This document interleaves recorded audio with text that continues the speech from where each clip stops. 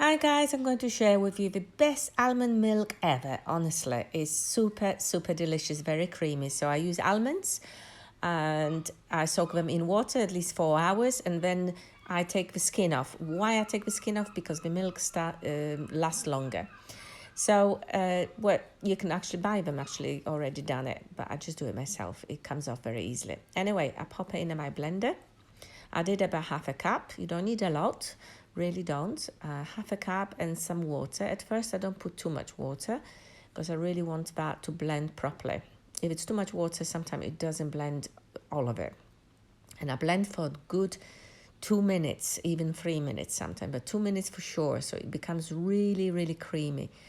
And I add then some more water, and it was really creamy at this stage. So if you don't like it as creamy as I do, you can always add some more water.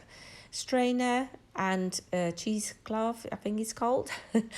And I pour it through and squeeze it out slowly.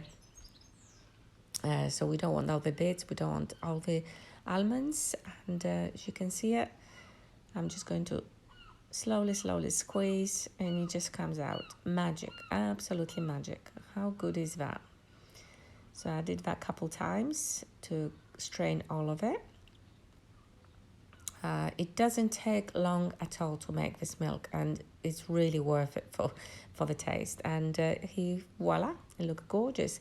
And if I do it in white almonds bits, without the skin, it lasts me a good week. If I don't, it will last me about 3 to 4 days maximum.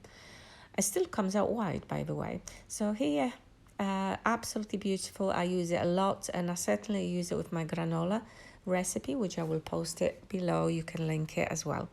Thank you for watching. Bye.